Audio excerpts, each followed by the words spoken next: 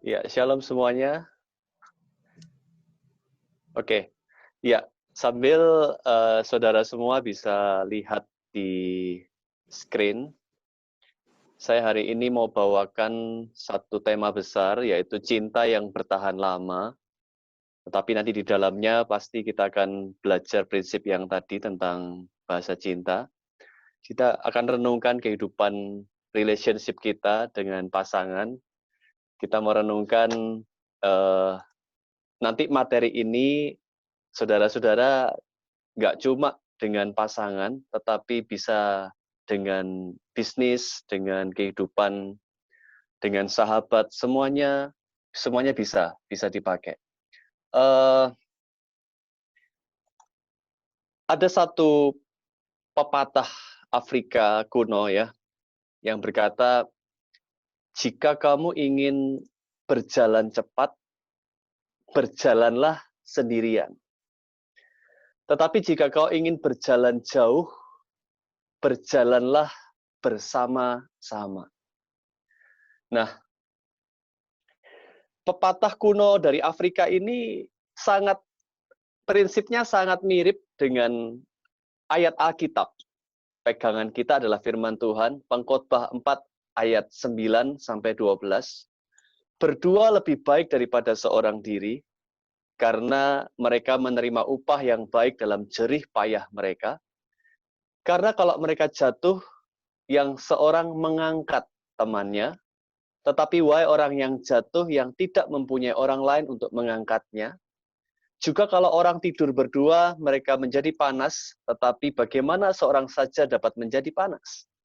Dan bila mana seorang dapat dialahkan itu dikalahkan, dua orang akan dapat bertahan. Tali 3 lembar tak mudah diputuskan. Tali 3 lembar berarti bicara kita dengan pasangan ditambah dengan Tuhan. Kalau kita bertiga dengan Tuhan, itu tidak mudah diputuskan. Tetapi prinsipnya sama, kita nggak bisa sendirian di dalam hidup ini, kita membutuhkan sahabat, kita membutuhkan partner. Nah, untuk berjalan jauh, tentu berjalan jauh itu artinya baik dalam kehidupan keluarga kita atau dalam kehidupan kita berbisnis, ini nanti ilmunya bisa dipakai di bisnis juga. Dalam kehidupan relationship kita dengan pasangan, ini kan perjalanannya jauh. Kita tidak mungkin relationship hanya untuk setahun, 2 tahun kemudian pisah. Kita maunya everlasting, kita maunya selamanya, kita maunya menempuh perjalanan yang sangat jauh. Sehingga perlu sekali kita menemukan seseorang untuk bersama-sama kita dalam perjalanan yang jauh. Nah, untuk perjalanan yang jauh ini, yang pertama adalah memerlukan tangki yang selalu terisi bahan bakar yang sesuai. Kalau kita memutuskan perjalanan jauh, kita pasti membutuhkan kendaraan. Kendaraan itu kalau mobil, bahan bakarnya bisa solar, bisa bensin. Kalau solar diisi bensin, mesinnya pasti mogok. Mesinnya bahkan bisa turun mesin, harus dikuras, harus diservis total. Karena salah bahan bakar. Jadi bahan bakarnya harus sesuai.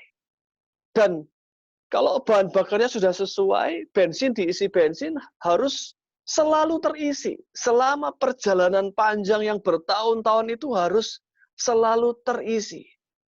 Nah, ternyata manusia itu punya mesin. Namanya mesin cinta. Kalau punya mesin cinta, berarti manusia punya tangki. Tangki yang harus diisi bahan bakar yang sesuai. Kalau bahan bakarnya tidak sesuai, seperti tadi, mesin bensin diberikan solar. Nah, uniknya manusia ini kita merasa sudah mencintai, ternyata pasangan kita tidak merasa dicintai. Kenapa? Kita merasa sudah memberikan bahan bakar yang sesuai, pasangan kita merasa salah, lu kasih bahan bakarnya ke gua, ini salah nih.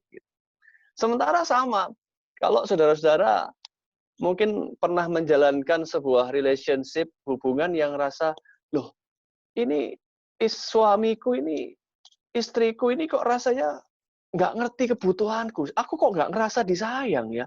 Aku nggak ngerasa dicintai ya? Itu artinya, saudara, mesin cintamu tangkinya satu, mungkin diisi tetapi sedang kosong ini. Separuh sudah mau habis ini. Atau salah bahan bakar.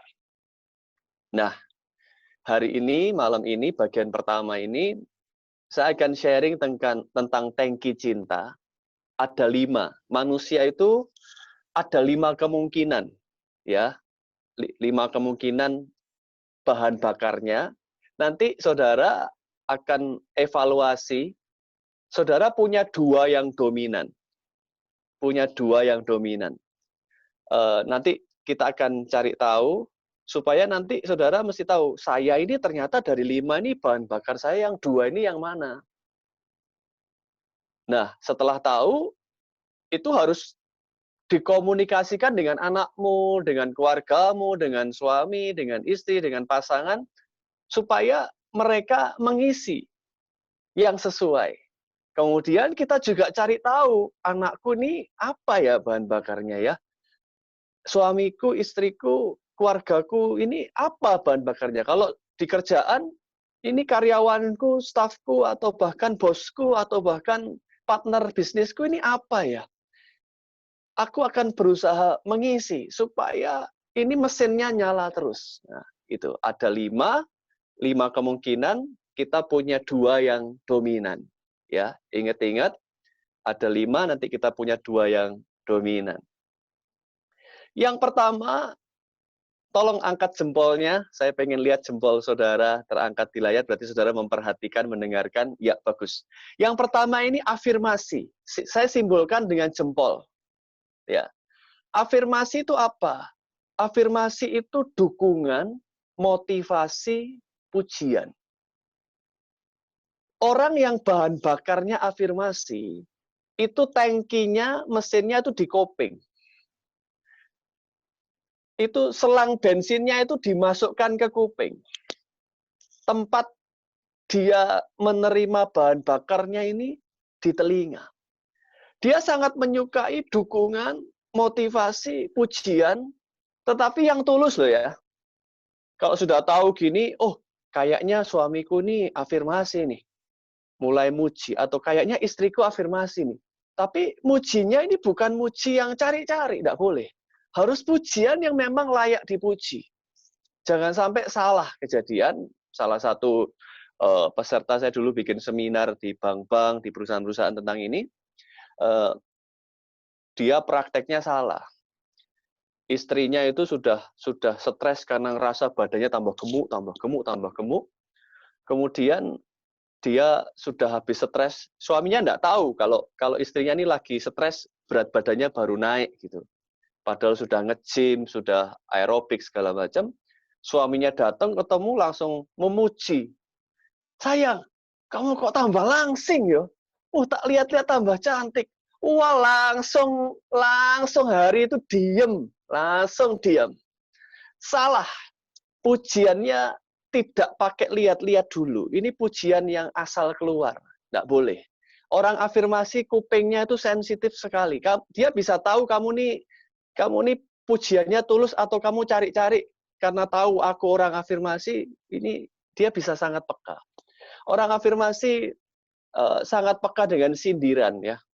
Sangat peka dengan sindiran. Disindir aja dia kerasa, apalagi dimarahi, apalagi dikritik, apalagi tidak disetujui di depan umum lagi. Wah, ini betul-betul dia ilfil dengan orang-orang yang kasar, dengan orang-orang yang berani marah-marah sama dia, ngomel-ngomel, kritik, secara terbuka di depan orang banyak, mempermalukan dia depan orang banyak, itu dia akan balas pasti. Dia bisa berantem di depan umum untuk balas orang yang berani-berani menantang dia di depan umum. Ya. Nah, dari sini orang-orang afirmasi ini kesannya ya, kesan negatifnya ya, seperti orang makan puji. Ya, pernah dengar istilah orang makan puji ya? Orang makan puji itu, kamu puji aja dia. langsung disuruh apa, dimintai tolong apa itu langsung nyala dia langsung. Ya, ya. Ini kesannya. Tapi jangan menganggap sisi ini negatif karena itu memang bahan bakarnya. Dan bahan bakar ini eh, kita perlu peka ketika dia tiba-tiba tunjukin fotonya, selfie gitu. Pekalah, ini lagi kepengen dipuji nih. Harus langsung berebut muji kita. Oh, cantik ya apa ini atau mujinya tapi yang tulus ya. Misalnya ada keluarga datang, lihat ini kayaknya ini kalau tak puji bodinya ini gak bisa ini stay at home pandemi ini pasti tambah gendut-gendut dikit ini. Cari sesuatu yang dipuji. Oh, mungkin bajunya matching dengan warnanya. Oh, mungkin dia habis potong rambut. Oh, mungkin dia lagi apa. Sesuatu yang memang pantas untuk dipuji, itu lakukan. Itu lakukan. Ini orang-orang afirmasi akan langsung terisi bahan bakarnya. Ketika dia memberikan ide, memberikan usul, yang ini gimana ya enaknya gini, aku punya ide gini-gini. Jelek atau kurang bagus menurutmu, jangan langsung ditabrak. Oh, jangan gitu, jelek, jangan. Tahan mulutmu. Dengerin dulu, didengerin baik-baik, baru. Kalau nggak setuju, kalau ada sesuatu yang nggak pas, cari bahasa yang tidak mematahkan dia. Cari bahasa yang betul-betul, oh ini kelihatannya dia bisa terima nih. Baru sampaikan. Sampaikan. Nah, gimana tahu orang ini afirmasi atau bukan? Amati dia dulu, kalau dia suka memuji orang, dia suka mendukung orang, dia suka memotivasi orang, biasanya dia orang afirmasi. Biasanya dia sukanya digituin. Jadi cara cara cari tahunya orang ini tipe afirmasi atau bukan. Kalau dia suka di grup misalnya, dia yang pertama kali muji, di grup dia pertama kali bilang kongres, jempol-jempol, wah keren. Nah, ini biasanya orang-orang ini juga tipikal orang afirmasi yang senangnya digituin gitu. Gitu. Ini tipikal pertama ya. Nanti kalau saudara kurang jelas, saudara bisa tanya. Saya akan lanjutkan dulu ke yang kedua. Ya. Yang kedua adalah quality time. Pakai simbol telunjuk ya. Telunjuk ya, tunjukkan telunjuknya ya, jam. Seperti kita lihat jam itu kan pakai telunjuk gini ya. Nah, ini orang-orang yang quality time bahasa Indonesianya waktu yang berkualitas. Orang-orang yang waktu berkualitas ini dia bahan bakarnya adalah senang sekali ketika orang yang dia sayang, orang yang dia cintai, atau orang menunjukkan care sama dia itu dengan bertemu dengan dia secara langsung, menghabiskan waktu berdua atau rame-rame. Kalau dengan pasangan, dia pengennya pasangannya itu menyediakan waktu khusus untuk berduaan. Berduaan ini bisa nonton sama-sama, bisa hangout ke kafe, ke resto, makan. Nggak harus mahal. Nggak harus mahal, tidak harus restoran mewah. Bisa kuliner pinggir jalan, kaki lima, it's okay. Yang penting buat dia waktunya. Yang penting buat dia, pasanganku ini bisa mengorbankan kesibukannya dan memberikan waktu untukku. Benar-benar hadir. Hadir di depanku, dia betul-betul membuktikan omongannya dia cinta kepadaku dengan hadir bersamaku saat ini, dengan telinga yang mendengarkan omonganku, dengan mata yang menatap mataku. Nah, ini dia suka ilfil sama orang yang sok sibuk, orang yang sibuk. Dia sangat paham bahwa tidak ada orang sibuk, itu cuma masalah prioritas. Kalau kamu tidak punya waktu buat aku, kamu alasan sibuk, itu berarti aku bukan prioritasmu. Itu aja sih. Semua orang melakukan apa yang dia prioritaskan. Kalau kamu cinta sama aku, pasti kamu punya waktu buat aku. Kalau kamu bilang kamu tidak punya waktu, itu artinya kamu bilang, aku bukan prioritasmu. Nah, ketika sudah ketemu, sangat menuntut mata ini harus melihat, saling lihat. Kalau udah ketemuan, terus main handphone sendiri, chatting, tundukkan kepala, ya buat apa? Ini dia akan marah sekali. Ini orang-orang kualitas waktu. Bagaimana tahu bahwa orang ini pasanganmu, sahabatmu, keluargamu, dia orang quality time? Ya, biasanya orang-orang seperti itu, dia sukanya memberikan waktunya buat orang lain. Ketika saudara butuh teman jalan-jalan, dia langsung, ayo tak temani. Ketika dia sibuk pun, dia bisa membagi sedemikian rupa, sama aku aja. Oke, aku mau kok nemenin dia.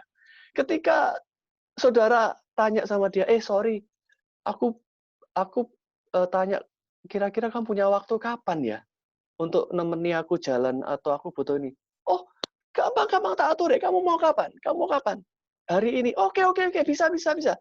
Orang yang quality time, dia selalu menunjukkan bahwa dia punya waktu untuk orang yang disukainya. Tapi kalau dia memang tidak mau kasih buat kamu waktunya, ini belum untuk yang belum menikah ya. Memang tidak kasih waktunya, yaitu kode keras bahwa aku tidak mau sama kamu. Gitu. Ini yang belum nikah ini. Saudara minta waktunya dia tidak mau, ya ngertilah bahwa memang dia memberikan kode bahwa aku tidak mau sama kamu. Gitu. Tapi kalau memang di hatinya ada rasa sayang, orang-orang quality time ini pasti dia mengusahakan untuk bisa ketemu, bisa hadir bersamamu. Ya, kesannya adalah orang yang posesif. Orang yang posesif. Ini kalau pasangan dua-duanya sama-sama quality time, ya, bahan bakarnya sama-sama quality time. Saudara bisa bayangin ya, dua orang yang sama-sama quality time. Wah, itu kemana-mana berdua, terus kemana-mana berdua, terus sudah sampai rumah, sudah capek, misalnya belum nikah nih, mungkin dulu yang masih masa-masa pacaran, saya percaya di sini kebanyakan mayoritas sudah menikah ya, yang masih masa-masa pacaran, kalau dua-duanya quality time, sudah sampai rumah, sudah capek, jam 10 malam, masih telepon lagi, sudah jam 1 pagi masih telepon, kamu aja yang nutup, nggak mau, kamu aja yang nutup, nggak mau, kamu aja, sampai akhirnya nggak ada yang nutup, tahu-tahu sudah 2:30 pagi, dengar suara ngoroknya, sudah ketiduran, padahal teleponnya belum ditutup. Saking quality time itu penting sekali. Ini. Tapi akhirnya orang-orang quality time posesif, kesannya positif. Ngecek terus, kamu di mana? Sama siapa? Kalau di chat gak bales langsung marah. Kenapa nggak bales-bales? Kamu lagi ngapain kok sibuk sekali? Gitu. Kalau di telepon nggak diangkat langsung gelisah. Loh, dia ngapain kok nggak ngangkat teleponku? Nah, ini ya, ada sisi positifnya, ada sisi negatifnya. Kadang-kadang ketemu orang yang kesannya posesif ini, saudara seperti tidak punya ruang gerak gitu loh. Dipantau terus. Kalau perlu mobilnya dipasang CCTV gitu. Ya, kalau perlu ya rumahnya dipasang CCTV, kamarnya semuanya dipasang itu, terus mobilnya GPS-nya dipasang alat GPS untuk mendeteksi posisimu dan segala macam. Pergi kemana-mana harus share rute saudara, sampai kemana-mana dia bisa lihat, ya, sampai seperti itu. Ya, ini ekstrimnya ya, ekstrimnya. Ada pengalaman pasangan-pasangan yang cerita sama saya, iya, aku ambek bojoku dipasangi GPS mobilku, aku sama bojoku dipasangi ini CCTV di rumah gini-gini. Ya, ada yang sampai seperti itu. Quality time. Ya, saya lanjut dulu ke bagian yang ketiga. Yang ketiga, ini bahan bakar cinta, mesin cinta yang ketiga adalah tangible gift. Ini jari tengah ya, bisa tunjukkan jari tengahnya. Saya mau lihat saudara sedang ikuti saya pembicaraan dengan saya. Good, ya. Ya, tangible gift ini ya jangan gini saudara ya, ini nggak sopan ya kalau gini ya. Kalau gini nggak sopan saudara ya. Cukup gini saja ya. Ya, gini. Tangible gift ini artinya berwujud. Dalam bahasa Indonesia berwujud, gift itu hadiah. Hadiah yang berwujud. Orang-orang yang bahan bakarnya tangible gift, hadiah berwujud, dia suka diberi hadiah yang ada wujudnya, bukan ditransfer duit.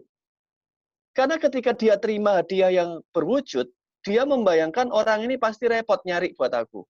Orang ini pasti berkorban waktu, dia berkorban tenaga, mikir mau kasih apa, ya, sehingga kado itu betul-betul berkesan buat dia. Nah, tapi bedanya orang tangible gift dengan orang-orang lain adalah kalau orang-orang yang bahan bakar cintanya ini tangible gift, dia mintanya diberi itu bukan setahun sekali. Kalau setahun sekali waktu ulang tahun saja, itu semua orang suka. Tapi kalau orang-orang yang tangible gift ini, dia sukanya diberi itu sering. Semakin sering, semakin penuh itu tangkinya. Bahan bakarnya full terus itu. Ya, artinya akhirnya kenapa jari tengah? Tadi saya simbolkan jari tengah. Karena ini butuh uang. Jari tengah kita gini kan butuh uang. Ya akhirnya mau nggak mau kita keluar uang. Kalau punya pasangan yang bahan bakar cintanya tangible gift.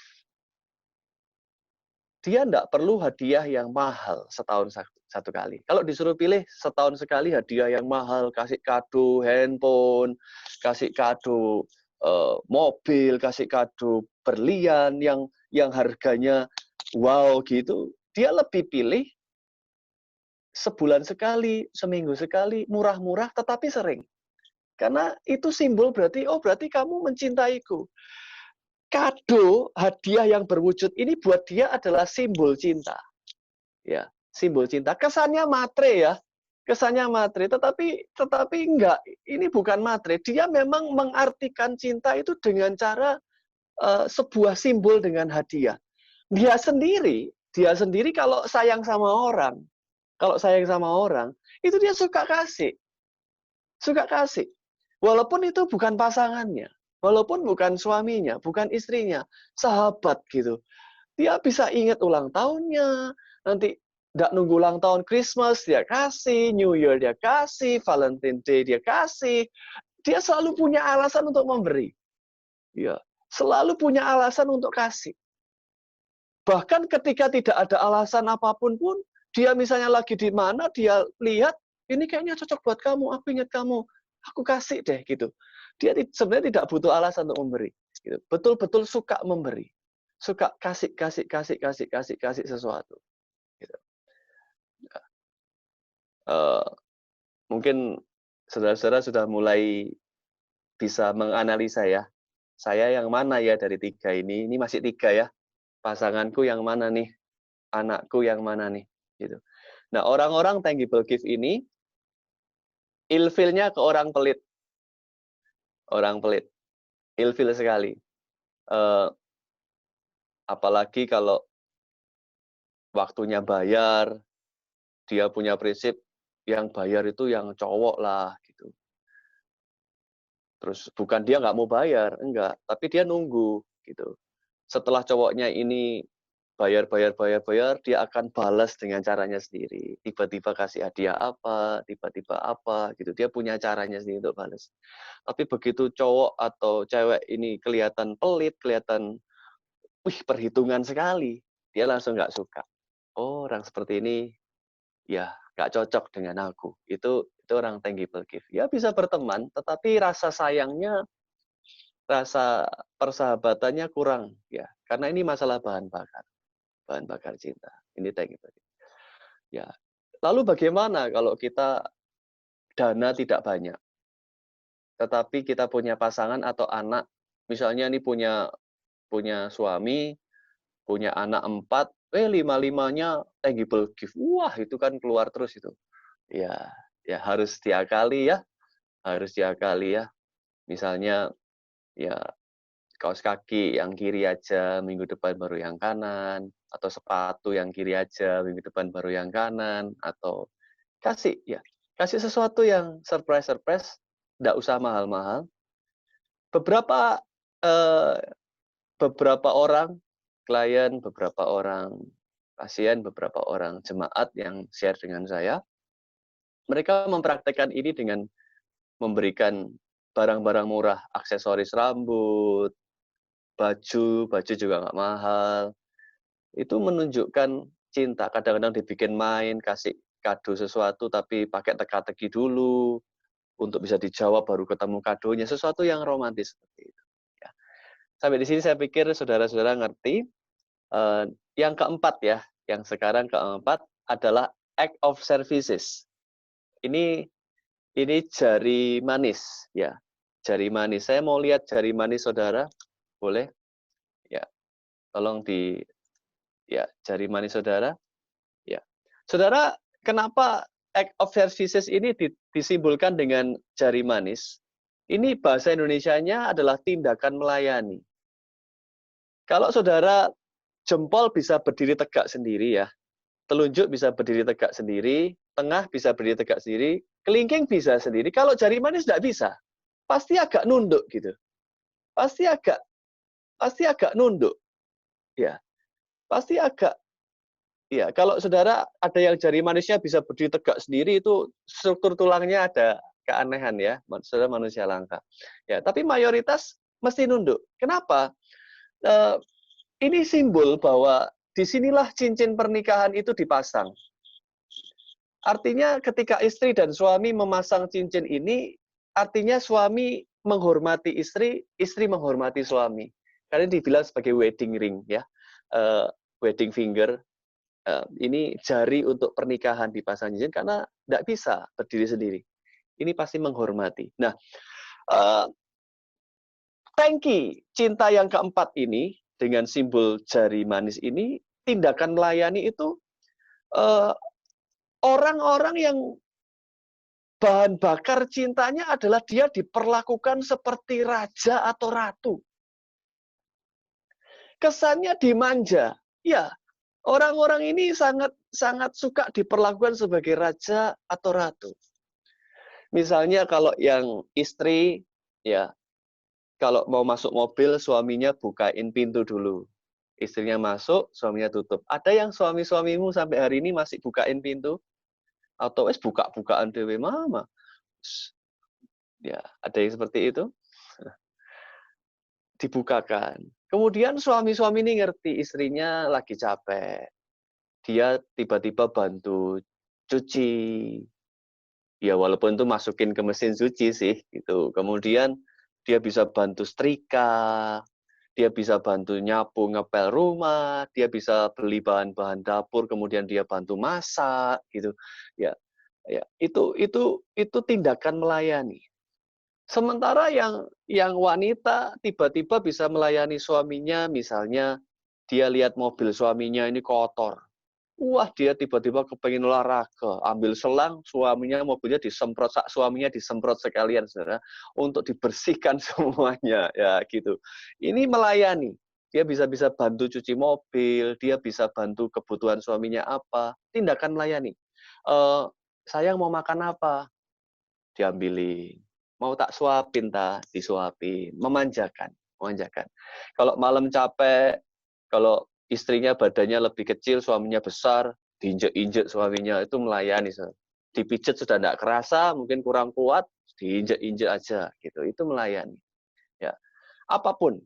Sesuatu yang sifatnya memperlakukan dia sebagai raja, sebagai ratu.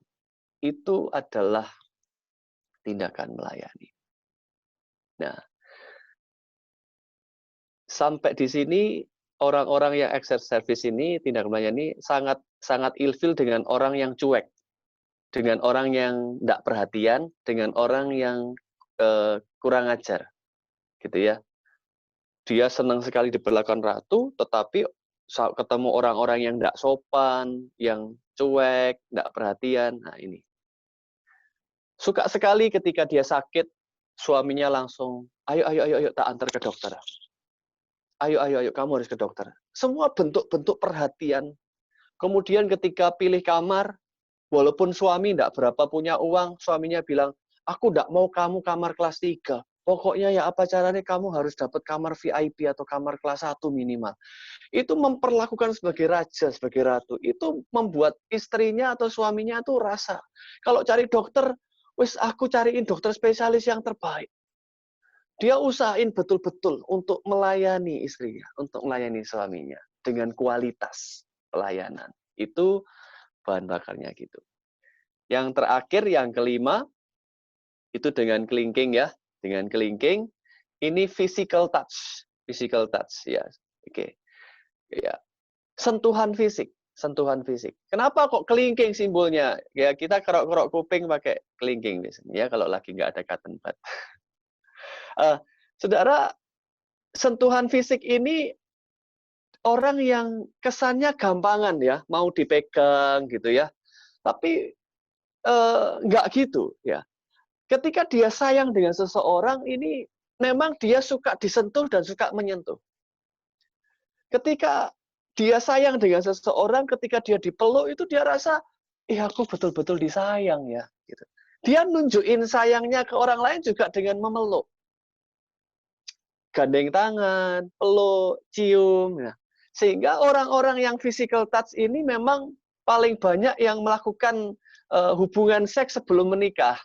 Banyak yang hamil di luar pernikahan ini karena memang dia lemahnya di sentuhan. Ya. Arahnya bisa ke seks. Tetapi kalau sudah menikah tidak selalu harus ke seks. Ya. Kalau sudah menikah kan tidak mungkin saudara sudah nikah di atas 5 tahun masih hubungan seks tiap hari 3 kali kan sudah tidak mungkin ya. Sudah pasti ada tanda kutip mohon maaf ada bosannya gitu ya. Kecuali masih pengantin baru gitu. Tapi kalau sudah nikah lama, sudah punya anak besar-besar, itu seks itu betul-betul menunggu waktu yang momen yang suasana hati, fisik lagi nggak capek, betul-betul dua-duanya lagi in gitu, baru terjadi. Nah, tapi orang-orang physical touch ini memang kadar kebutuhan akan sentuhan itu tinggi.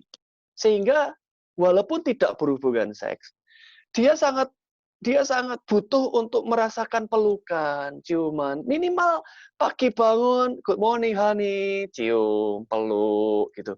Malam ada usap-usap belai-belai rambut, kadang tangan cuma dibelai-belai, kadang itu bulu tangan ini dicabut-cabut buat main, kesakitan tapi dia seneng. Aduh kok cabutin buluku sih, sakit. Tapi ya itulah romantismenya orang-orang physical touch gitu. Dia betul-betul menikmati sentuhan. Ya, jadi saudara perlu hati-hati kalau saudara punya anak yang tipikalnya ini, terutama wanita. Kalau anakmu wanita itu bahaya besar ya, bahaya besar kalau dia ketemu pria yang sama-sama physical touch. Itu harus dikawal dengan lebih. Kalau anakmu cowok, ya kamu harus betul-betul kasih tahu dia dengan keras dan tegas bahwa jangan sampai melakukan hubungan itu sebelum nikah, tetapi apapun yang terjadi, Bapak Ibu Saudara juga harus bersiap-siap kalau punya anak seperti itu untuk tanggung jawabnya itu. Karena kadang kita kelepasan sebagai orang tua, tidak bisa memperhatikan mereka dan kemudian terjadi, ya siapin ini. Ini sesuatu yang wilayah khusus ya di dunia parenting, punya anak yang tipikalnya physical touch. Yang ketika disentuh dia merasa dicintai, ketika menyentuh orang dia merasa mencintai. Ya, ini 5 ya. Secara garis besar saya ulangi. Yang pertama adalah afirmasi, dukungan, pujian, motivasi. Yang kedua adalah kualitas waktu. Yang ketiga hadiah berwujud, tangible gift. Yang keempat adalah tindakan-tindakan melayani, act of services. Dan yang kelima adalah physical touch, sentuhan fisik. Nah, beberapa dari jemaat, beberapa dari teman, beberapa dari peserta seminar, dari klien, pasien semuanya kan cerita-cerita tuh. Ada kejadian, suaminya ini tipikalnya hadiah. Dia bahan bakarnya hadiah. Berarti dia nunjukin dia sayang sama istrinya dengan cara memberikan istrinya hadiah. Dia punya istri tipikalnya bahan bakarnya quality time, waktu yang berkualitas. Berarti istrinya dia pengennya dapat waktu berkualitas, dia kasih suaminya waktu berkualitas. Setiap kali suaminya pulang, jam berapapun itu, karena suaminya pebisnis yang sangat sibuk, jam berapapun suaminya pulang, entah jam 2 pagi, entah jam 3 pagi, jam berapapun, masih tidur atau dia lagi sibuk kerja, dia langsung ninggalin semua kerjaannya, lari ke depan, dia tidak izinkan pembantunya bukain pagar, dia sendiri yang bukain pagar, karena dia memberikan waktunya buat suaminya. Itu juga kualitas waktu juga tindakan melayani. Dia punyanya dua itu, tindakan melayani sama kualitas waktu. Selalu berikan waktu buat suaminya. Nah, suaminya, dia kan bahan bakar cintanya kan hadiah. Dia menunjukkan cintanya dengan memberikan hadiah. Kasih hadiah, kasih hadiah, kasih hadiah, kasih hadiah. Tapi setelah pernikahan bertahun-tahun, kerasalah bahwa istri ini tidak merasa dicintai. Dia butuhnya waktu, tapi suaminya pergi pagi, pulang malam. Dia tidak dapat waktu. Bahan bakarnya tidak terisi, tangkinya kosong. Dari separuh, akhirnya kosong. Begitu kosong, dia marah-marah.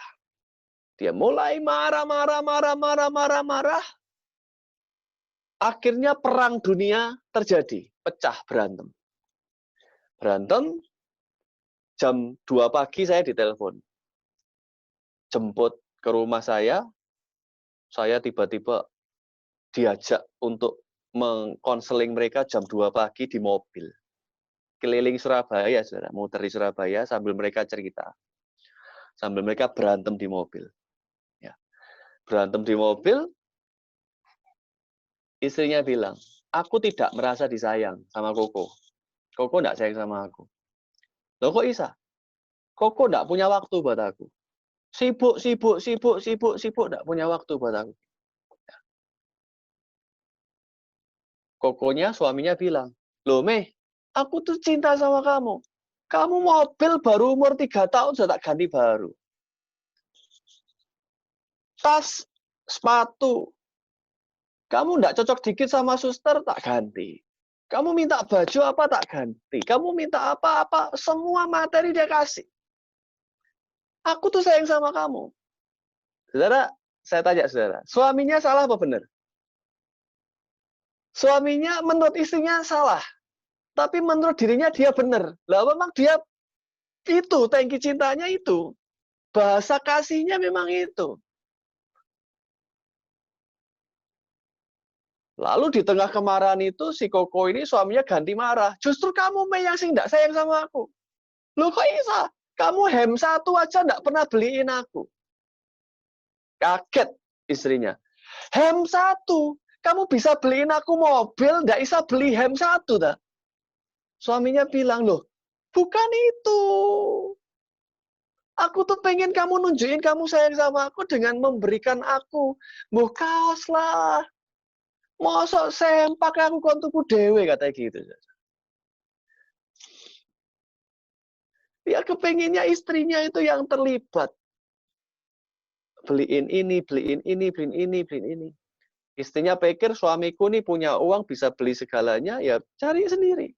Ya, ya itu ya. Pertengkaran gara-gara mesinnya, bahan bakarnya salah. Akhirnya setelah saya kasih tahu tentang ini, mereka sadar.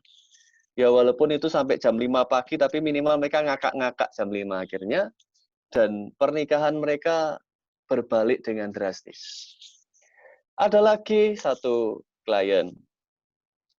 Selama 25 tahun pernikahan, 25 tahun pernikahan,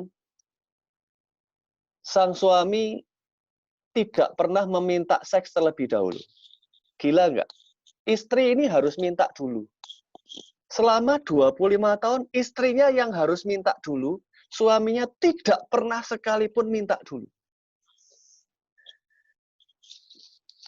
Stres berat dia, rasa harga diri diinjak-injak. Aku jadi perempuan kok diginiin. Dia telepon saya, nangis-nangis, ketemu, saya cari tahu semuanya, karena di dunia kejiwaan, kadang akar masalah kan lain-lain ya. Cuma pas saya ceritakan sharing kasus ini, karena pas akar masalahnya di tangki cinta. Makanya bisa saya sharingkan. Setelah saya pakai segala macam teori ilmu kejiwaan, saya langsung tahu, oh ini masalahnya di tangki cinta. Bukan masalah yang lain-lain. Ada masalah-masalah yang lain, misalnya bahasa uang. Ini bahasa kasih ya, ada bahasa uang, ada bahasa maaf, banyak. Ada decision making, ada banyak ya tentang manajemen konflik rumah tangga. Teorinya banyak sekali. Nah, setelah saya tahu ini akar masalah di sini. Saya ajari istrinya. Saya ajari istrinya untuk behave, how to be a good wife, how to be a good mother, jadi ibu yang baik, jadi partner yang baik, dan dengan banyak sekali cara. Bahkan saya pandu setiap hari mau mesti ngapain, pagi bangun mesti ngapain, gini. Saudara tahu, dalam waktu 1 bulan, suaminya minta seks duluan. Jam 5 pagi itu saya lagi tidur. Handphone saya ada miss call 12 kali dari si istri ini.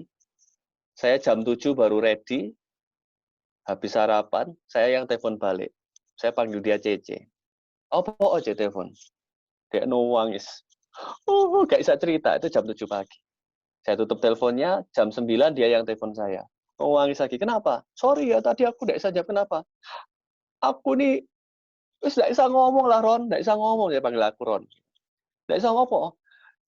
Dia tadi malam itu minta duluan, setelah 25 tahun. Dia langsung harga dirinya sebagai wanita langsung terangkat. Ini kasus-kasus yang seperti ini banyak terjadi dan dari yang sangat receh, sangat remeh, ya, sampai yang perkara besar, ini pengetahuan tentang bahan bakar cinta ini bisa menjadi salah satu cara untuk menterapi keluarga menjadi lebih harmonis, gitu ya. Nah, saudara-saudara, ini bagian kedua ini akan sangat singkat. Di bagian pertama, perjalanan jauh memerlukan bahan bakar yang sesuai, terus terisi di tangkinya.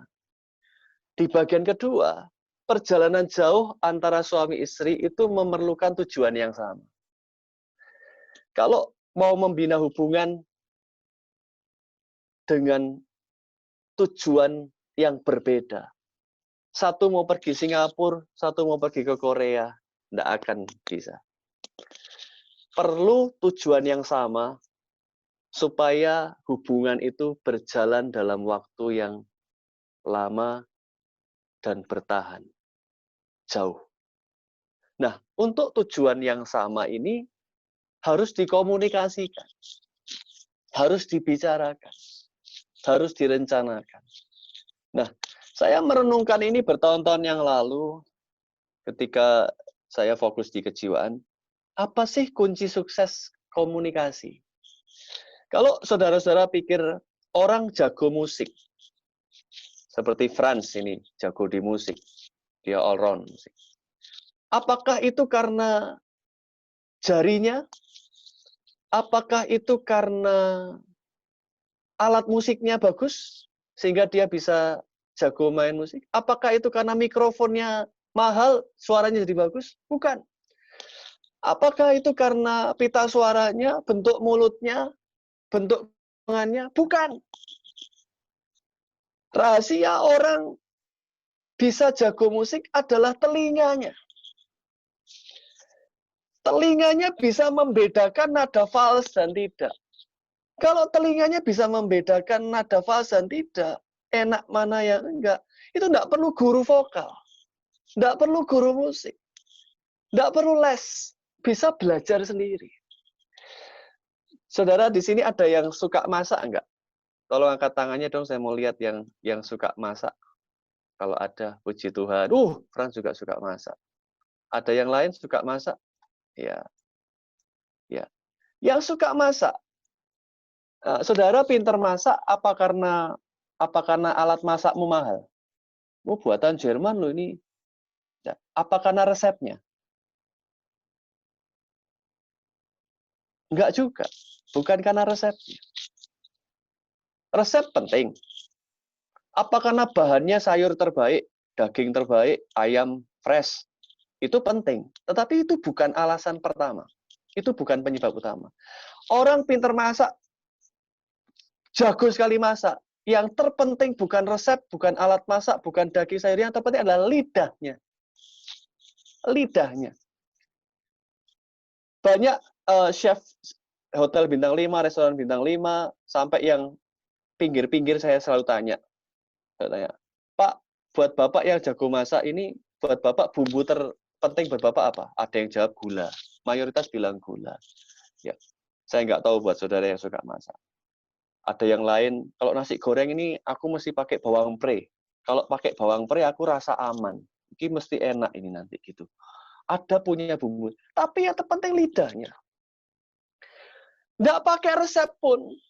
Masuk dapur. Kalau lihat resep, waduh. Lah ini resepnya kok bawang 3 siung, berambang 5 siung. Lah ini sing besar apa sing kecil ya? Bingung. Kenapa sih kok resepnya nggak ditimbang aja? Lah kok cuma jumlah ini terus piye? Lah kok bawang 3 siung ini ada sing besar, ada sing kecil. Mau pakai yang besar apa yang kecil? Bingung. Gitu. Terus ketika baca resep, loh ini ndak ada. Loh ini ndak ada. Lah kalau orang pintar masak, lidahnya, dia bisa lihat isi lemari, isi dapur. Oh, ini bisa jadi ini bisa jadi ini. Dengan ini, jadi ini. Itu karena lidahnya. Dia masak. Dia icip, semua dari lidah. Orang bisa jadi desainer, fotografer. Hebat. Bukan karena kameranya, bukan karena laptopnya, bukan karena tekniknya, tapi karena matanya. Karena matanya. Karena itulah terpenting dalam hidup manusia itu panca indera ini paling penting. Yang Tuhan kasih ini yang paling penting. Bukan karena alatnya, karena matanya. Sama, saudara, kita kembali lagi ke pertanyaan tadi. Kita mau menempuh perjalanan jauh. 30 tahun, 40 tahun, 50 tahun, 60 tahun ke depan. Tadi yang pertama kita sudah bahas, bahan bakarnya harus cukup terisi terus. Yang kedua, tujuannya harus sama. Tujuan harus sama ini harus komunikasi. Apa kata firman Tuhan tentang komunikasi? Apa yang terpenting dari komunikasi? Kata firman Tuhan. Rahasianya adalah mendengar. Ini paling penting dalam komunikasi. Karena kalau ketika komunikasi itu kita bicara. Dalam komunikasi itu kita mengeluarkan suara. Suara hati, suara mulut, yang terpenting adalah kemampuan mendengarkan. Yakobus 1 ayat 19. Hai saudara-saudara yang kukasihi, ingatlah hal ini, setiap orang hendaklah cepat untuk mendengar, tetapi lambat untuk berkata-kata, dan juga lambat untuk marah. Amsal 18 ayat 13. Jikalau seseorang memberi jawab sebelum mendengar, itulah kebodohan dan kecelaannya. Dari 2 ayat ini dan banyak ayat yang lain, saya sudah meneliti cukup banyak ayat. Rahasia sukses dalam hubungan suami istri adalah kemampuanmu mendengar. Saya punya satu ilustrasi yang menarik sekali. Kalau saudara bisa baca di layar saudara, ada satu direktur yang kirim pesan. Dia maunya kirim pesan ke seluruh orang-orang di perusahaannya. Dia kirim pesan kepada general manager dulu, si direktur ini. Besok akan ada gerhana matahari total jam 9 pagi. Ini adalah kejadian yang tidak bisa kita lihat setiap hari. Untuk menyambut dan melihat peristiwa langka ini, seluruh karyawan diminta untuk berkumpul di lapangan dengan berpakaian rapi. Saya akan menjelaskan fenomena alam ini kepada mereka. Bila hari hujan, dan kita tidak bisa melihatnya dengan jelas, kita berkumpul di kantin saja. Ini pesan dari direktur ke GM. Ini pesannya kan banyak sekali. Ngasih kabarnya lewat telepon. Bukan lewat email, lewat telepon. Nah, akhirnya si GM ini dengarnya error, padahal dia masih harus menyampaikan kepada anak buahnya. Perhatikan pesan GM kepada departemen, kepala departemen. Ini sudah langsung agak error. Dari GM ke kepala departemen. Sesuai dengan perintah direktur, besok pagi pada jam 9 akan ada gerhana matahari total. Bila hari hujan, kita tidak bisa berkumpul di lapangan untuk melihatnya dengan berpakaian rapi. Dengan demikian, peristiwa hilangnya matahari, nah sudah mulai error, katanya yang hilang matahari. Peristiwa hilangnya matahari ini akan dijelaskan oleh direktur di kantin. Ini adalah kejadian yang tidak bisa kita lihat setiap hari. Dari kepala departemen harus ngabari kepala divisi, semakin error. Sesuai dengan perintah direktur. Besok kita akan mengikuti peristiwa hilangnya matahari di kantin pada jam 9 pagi dengan berpakaian rapi. Direktur akan menjelaskan apakah besok akan hujan atau tidak. Ini adalah kejadian yang tidak bisa kita lihat setiap hari. Dari kepala divisi, kasih kabar ke mandor. Jika besok turun hujan di kantin, kejadian yang tidak bisa kita lihat setiap hari, direktur dengan berpakaian rapi akan menghilang jam 9 pagi. Wah, ngaco. Pesannya apa? Yang kita dengar apa? Kok jadi direktur yang mau menghilang jam 9 pagi? Kepala mandor kan sudah bingung ya. Kok pesannya seperti ini? Dia kasih kabar lah kepada semua operator. Besok pagi, jam 9, direktur akan menghilang. Sayang sekali, kita tidak bisa melihatnya setiap hari. Jadi kacau. Inilah seni mendengar. Seni mendengar. Saudara, kalau saudara perhatikan, saya sudah nangani pasangan bermasalah sudah banyak sekali. Sudah banyak sekali dari 2010. Problem komunikasi paling mendasar yang saya amati ya, selain uang dan seks ya. Ini penting sekali untuk kalian amati dalam hubungan kalian. Selain uang, seks, selain bahan bakar cinta, selain bahan bakar cinta yang tadi kita bahas. Ini problemnya. Apa yang buat suami penting, buat istri tidak penting. Apa yang buat istri penting, buat suami tidak penting. Ini jadi akar masalah di mana-mana. Kuncinya adalah mendengarkan. Kalau saudara mau memperbaiki hubungan, dengerin. Bukan, lu dengerin gua dong. Bukan gitu. Tapi kita yang dengerin dia. Apa yang dikatakannya, jadikanlah penting bagimu. Kalau semua orang punya prinsip seperti ini, tidak menuntut pasangan kita yang mendengarkan terlebih dahulu, tapi kita yang memulai mendengarkan dulu, hasilnya akan sangat indah. Saudara mungkin pernah heran lihat cowoknya ganteng, gagah, istrinya mohon maaf, gendut sekali, jelek, tapi bisa bertahan lama. Kenapa? Karena terjadi komunikasi saling mendengarkan dengan luar biasa. Itu yang di layar, yang kiri, itu si aktor Aaron ini, umurnya masih 25. Dia menikahi wanita umur 48 tahun. Itu aktornya ganteng, gagah, menikahi seorang yang umurnya 48, 23 tahun lebih tua. Kenapa? Dia betul-betul ngerti cara mengisi bahan bakarnya, dan dia betul-betul mendengarkan si laki ini maunya apa. Pasangan lain yang terkenal, wanitanya mohon maaf, bodinya menurut banyak standar pria masa kini itu kurang ya. Karena banyak standar pria masa kini dicecoki dengan drama Korea. Drama Korea, orang Korea kan kecil-kecil. Tapi beda loh ketika saya ke Israel, ketika saya ke Lebanon, tour leader saya, kenalin saya sama tour leader yang dari Lebanon, itu bodinya gede, gemuk. Terus saya bilang, kamu kok kelihatan percaya diri sekali. Menurut orang Asia kan orang berbadan besar ini kan kurang cantik. Tapi kalau kalian saya lihat kok besar-besar di sini. Dia bilang, loh kalau di Lebanon, itu kalau kurus kering, itu kalau kawin tuh cuma dapat ayam. Maharnya cuma dapat petek, saudara. Ayam.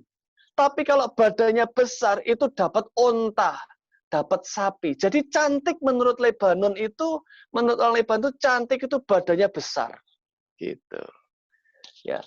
Jadi beda sekali, cantik menurut berbagai dunia. Tapi di sini kita lihat bahwa cinta yang bertahan lama tidak melihat usia, tidak melihat fisik, tetapi bagaimana mereka betul-betul bisa mendengarkan apa yang menjadi kebutuhan dari pasangannya. Kesimpulan firman Tuhan malam hari ini, untuk bisa melakukan perjalanan yang jauh bersama pasanganmu, yang pertama, mengisi bahan bakar cinta sesuai dengan tangkinya. Cari tahu ya, dari 5 tadi, saudara punya 2 yang dominan yang mana, dia dominan 2 yang mana.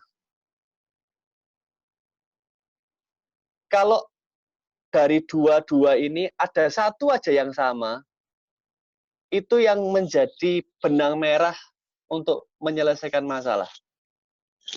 Kalau dari 2 ya, suami 2, istri 2, ada yang sama, 1 aja yang sama, ini yang sama ini yang jadi penyelesai masalah.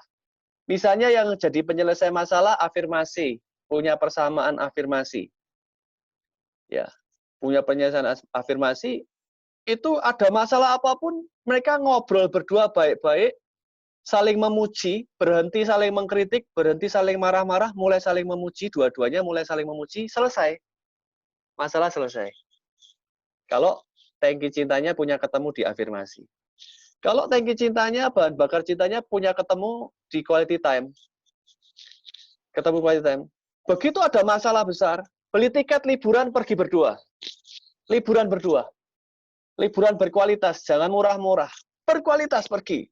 Ke Bali, ke Singapura, ke Korea, ke Jepang, ke Eropa, Aussie, semua pergi. Kualitas waktu, ini akan menyelesaikan masalah. Kalau punya tangki cintanya ketemunya di quality time. Kalau ketemunya di hadiah, mulai kasih hadiah. Rutin, tambah rutin kasih hadiah. Akan menyelesaikan masalah. Kalau ketemunya di act of service, mulai lebih melayani dia, lebih menghormati dia, lebih memperlakukan dia dengan memanjakan dia sebagai ratu, sebagai raja, akan selesai. Kalau ketemunya di act of service, biasanya selesai di tempat tidur. Selesai di tempat tidur. Ini lebih cepat ini. Sudah habis mau marah, malam, pelukan, ciuman di tempat tidur, hubungan terjadi lagi, kehangatan jadi lagi, sama-sama panas lagi, pulih. Ya. Masalahnya, dua-dua gak ada yang sama. Ini akan jadi masalah. Masalah sangat sulit ketika dua-duanya, bahan bakarnya 2, bahan bakar utamanya 2, tidak ada yang sama. Nah, ini yang harus digumulkan. Dua-duanya mesti berkorban untuk saling mengisi. Ini sangat berat, karena tidak natural. Tidak natural. Bukan saya, tapi saya harus ngisi. Bukan saya, tapi saya harus berubah untuk mengerti kebutuhan cintanya dia, bahan bakarnya. Ini akan sangat sulit. Ya. Tapi dengan modal cinta, keinginan untuk bertahan lama, ini harus diperjuangkan. Pasti bisa. Itu yang pertama ya. Nanti saudara boleh tanya jawab, boleh sharing. Yang kedua, untuk perjalanan jauh, membutuhkan tujuan yang sama. Nggak bisa satunya mau ke sana, satunya mau ke sana. Tujuan yang sama itu apa sih? Harus kita dengarkan. Prinsipnya sama. Kalau satu punya prinsip, ada masalah cerai. Yang satunya ada masalah harus bertahan apapun yang terjadi. Ini sudah tidak sama. Ini harus mulai digumulkan. Ini kalau ada masalah gimana? Ini salah satu.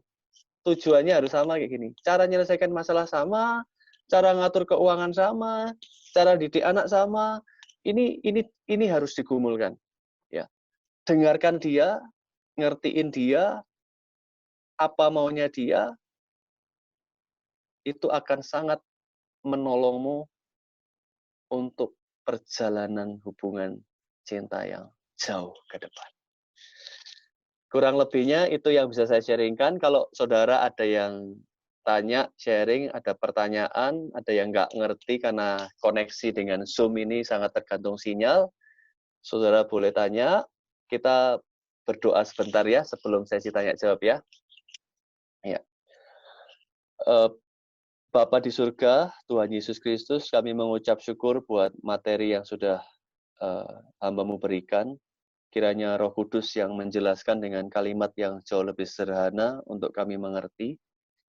Dan materi yang sangat penting ini menjadi bagian kami selamanya untuk kami pahami dan bisa kami praktekkan. Terima kasih Tuhan, hamba-Mu selesai menyampaikan materi, tetapi Roh Kudus akan terus mengulang-ulang menjelaskan kepada mereka. Kami akan masuk ke sesi sharing tanya jawab, buka hati setiap kami, pimpin setiap kami, pimpin hamba-Mu juga, sehingga kami bisa memberikan yang terbaik untuk setiap keluarga yang hadir pada malam hari ini. Nama Tuhan dipermuliakan. Dalam nama Yesus kami mengucap syukur. Amin.